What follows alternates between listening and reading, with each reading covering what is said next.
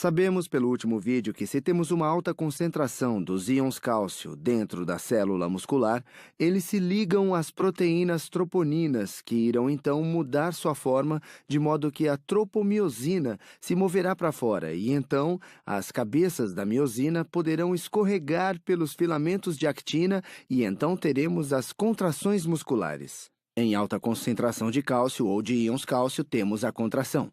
Na baixa concentração de íons cálcio, essas troponinas voltam para sua conformação padrão e elas puxam, ou você pode dizer, se movem, de volta deslizando as cabeças da miosina e nós não temos a contração.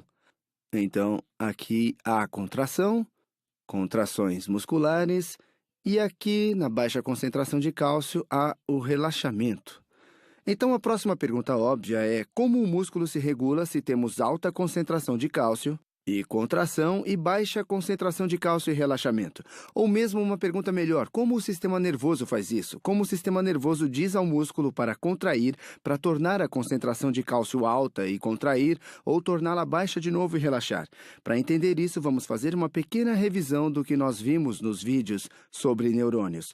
Vou desenhar a junção terminal de um axônio aqui. Muito bem.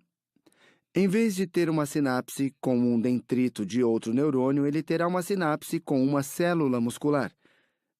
Então, essa é uma sinapse com a célula muscular. Essa é uma sinapse com uma célula muscular.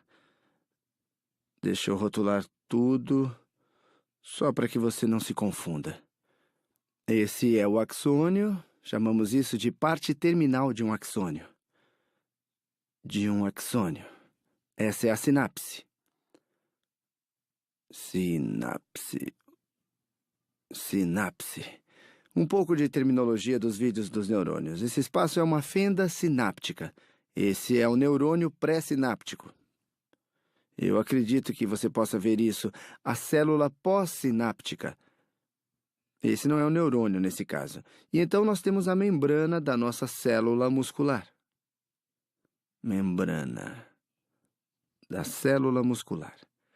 Eu vou fazer provavelmente no próximo vídeo, ou talvez num vídeo depois desse, a anatomia de uma célula muscular. Nesse contexto vai ser um pouco abstrato, pois nós queremos entender como a concentração do íon cálcio é regulada. Isso é chamado sarcolema. Sarcolema. Então essa é a membrana da célula muscular. E esta aqui, você pode imaginar que é apenas uma dobra na membrana da célula muscular.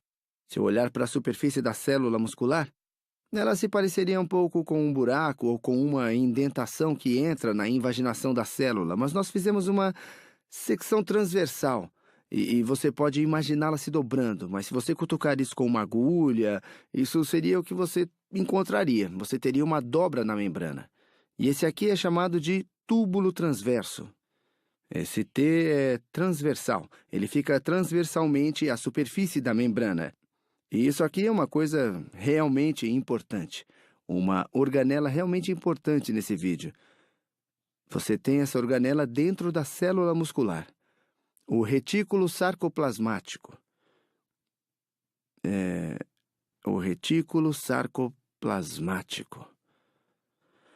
E é muito semelhante a um retículo endoplasmático, no pouco do que ele é, ou talvez esteja relacionado a um retículo endoplasmático, mas aqui ele funciona principalmente para a estocagem. Enquanto um retículo endoplasmático está envolvido na síntese da proteína e possui ribossomos associados, esse é puramente uma organela de estocagem.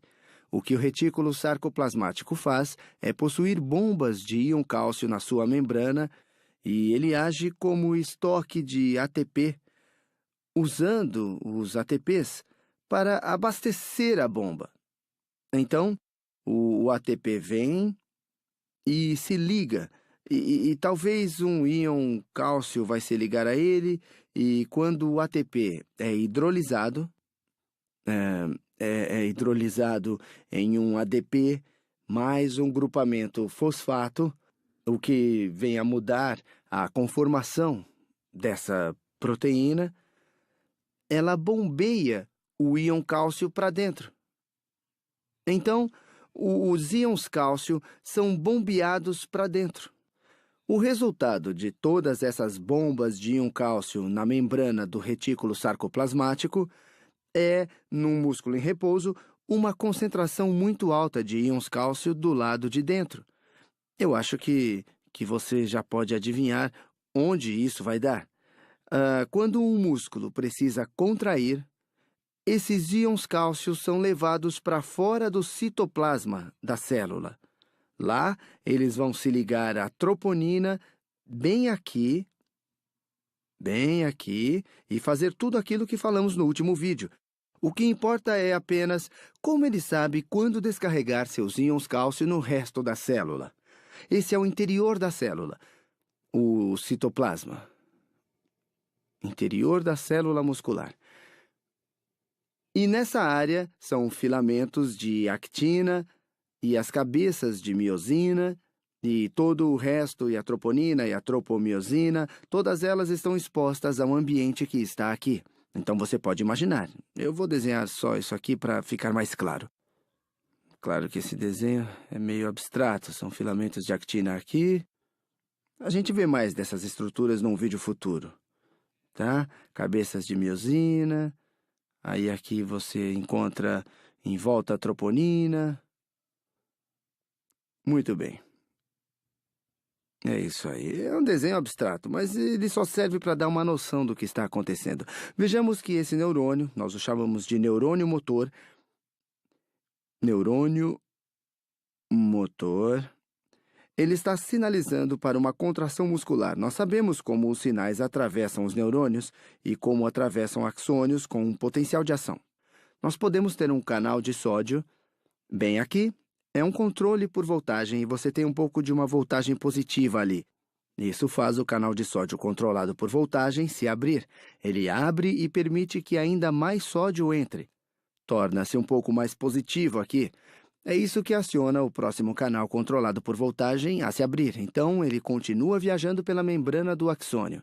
Quando você obtém o suficiente para um limiar positivo, os canais de cálcio controlados por voltagem vão se abrir. Isso é tudo uma revisão do que já aprendemos nos vídeos de neurônios. Quando ele fica positivo o bastante para fechar esses canais de íons cálcio, eles permitem a entrada dos íons cálcio.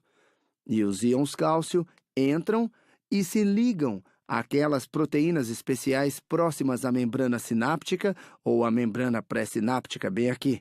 Esses são íons cálcio. Eles se ligam às proteínas que ancoram vesículas. Lembram-se, vesículas são apenas aquelas membranas em volta dos neurotransmissores. As membranas em volta dos neurotransmissores. Quando o cálcio se liga àquelas proteínas, esse permite que a exocitose ocorra. Isso permite que a membrana das vesículas se funda com a membrana do neurônio atual e seu conteúdo saia. Isso tudo é uma revisão dos vídeos de neurônios. Eu expliquei isso em muito mais detalhes nesses vídeos, mas temos todos esses neurotransmissores saindo. Estamos falando sobre a sinapse entre um neurônio e uma célula muscular. O neurotransmissor aqui é a acetilcolina. Acetilcolina. Mas assim como aconteceria num dendrito, a acetilcolina se liga a receptores no sarcolema ou na membrana da célula muscular, que abre os canais de sódio na célula muscular. A célula muscular também possui um gradiente de voltagem na sua membrana, assim como em um neurônio. Quando ele recebe alguma acetilcolina, isso permite que o sódio entre na célula muscular. Então, você tem algo a mais ali que causa um potencial de ação na célula muscular. Então, você tem um pouco de carga positiva. Se ela for o bastante para atingir o limiar, isso vai acionar esse canal controlado por voltagem aqui, o que vai permitir a entrada de mais sódio. Então, aqui vai ficar um pouco positivo. É claro que também há o potássio para reverter isso. É como o que está acontecendo no neurônio, o potencial de ação. Você tem um canal de sódio aqui. Isso se torna um pouco positivo. Quando esse se torna positivo o bastante, se abre e permite que ainda mais sódio entre, então você tem esse potencial de ação. Esse potencial de ação, então você tem um canal de sódio aqui, ele vai para esse túbulo transverso. a informação de um neurônio. O potencial de ação torna-se um tipo de sinal químico que aciona outro potencial de ação que segue pelo túbulo transverso. E essa é a parte interessante. É uma área para se abrir à pesquisa, e eu vou dar algumas dicas se você quiser ler mais sobre essa pesquisa. Você tem um complexo proteico que faz a ponte entre o retículo sarcoplasmático e o túbulo T. Eu vou apenas desenhá-lo como uma grande caixa. Aqui. Você tem esse complexo proteico bem aqui, e eu vou mostrar isso. Acreditem. Eu vou escolher algumas palavras aqui. Ele envolve as proteínas triodina, junctina, calcequestrina e rianodina. Mas elas estão envolvidas em um complexo proteico que faz a ponte entre o túbulo transverso e o retículo sarcoplasmático. A grande jogada é o que acontece quando esse potencial de ação viaja por ali. Temos carga positiva suficiente no entorno e esse complexo de proteínas engatilha a liberação de cálcio. E eles acham que a rianodina é a parte que realmente libera o cálcio. Mas nós podemos apenas dizer que ela... talvez ela seja acionada bem aqui. Quando o potencial de ação passa adiante... Deixa eu trocar de cor... Estou usando roxo demais. Quando o potencial de ação vai para longe o bastante... Vou usar vermelho aqui. Quando o potencial de ação vai para longe o bastante, esse ambiente se torna um pouco positivo com todos aqueles íons sódio entrando nessa caixa misteriosa. Você pode pesquisar na internet. As pessoas continuam tentando entender como funciona essa caixa. Ela engatilha a abertura para todos esses íons cálcio escaparem do retículo sarcoplasmático. E então todos esses íons cálcio escapam do retículo sarcoplasmático, ficando dentro da célula, no citoplasma da célula. Quando isso ocorre, o que vai acontecer? A alta concentração de cálcio, os íons cálcio, se ligam à troponina, como dissemos no início desse vídeo. Os íons cálcio se ligam à troponina, movem a tropomiosina para fora e, em seguida, a miosina, usando ATP, como aprendemos 2 vídeos atrás, pode começar a deslizar pela actina. Ao mesmo tempo, uma vez que o sinal desaparece, isso cessa e então essas bombas de íons cálcio reduzirão a concentração de íons cálcio de novo.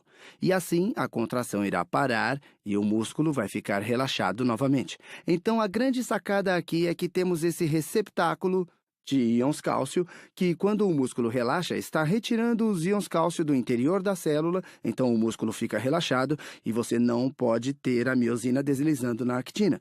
Quando ele recebe o sinal, ele despeja de volta para dentro e realmente nós temos uma contração muscular porque a tropomiosina saiu do caminho pela troponina. Então, eu não sei, isso é muito fascinante. É mesmo impressionante que isso ainda não esteja completamente bem entendido. É uma ideia. Se você quiser se tornar um pesquisador de biologia, isto pode ser uma coisa interessante para tentar entender. É interessante do ponto de vista científico como isso realmente funciona. Mas podem existir doenças potenciais que são produto do mau funcionamento dessas proteínas aqui. Talvez você possa fazer essas coisas funcionarem melhor ou pior, sei lá. Portanto, há impactos positivos que você pode ter se realmente observar o que acontece aqui quando o potencial de ação aparece para abrir esse canal de cálcio. Então, nós temos a grande sacada. Sabemos como um neurônio motor pode estimular a contração de uma célula para permitir que o retículo sarcoplasmático deixe os íons de cálcio viajarem por essa membrana no citoplasma da célula. Eu estava fazendo uma pequena leitura antes desse vídeo. Essas bombas são muito eficientes. Então, uma vez que o sinal é dado, a porta está fechada. Esse retículo sarcoplasmático pode recuperar a concentração de íon em aproximadamente 30 milissegundos. Por isso que nós somos tão bons em parar contrações, porque eu posso socar e trazer de volta ao meu braço e tê-lo todo relaxado dentro de frações de segundos, porque eu posso parar a contração em 30 milissegundos, que é menos do que 1/30 de um segundo. Então, no próximo vídeo, vamos estudar a anatomia de uma célula muscular com um pouco mais de detalhe. Até lá!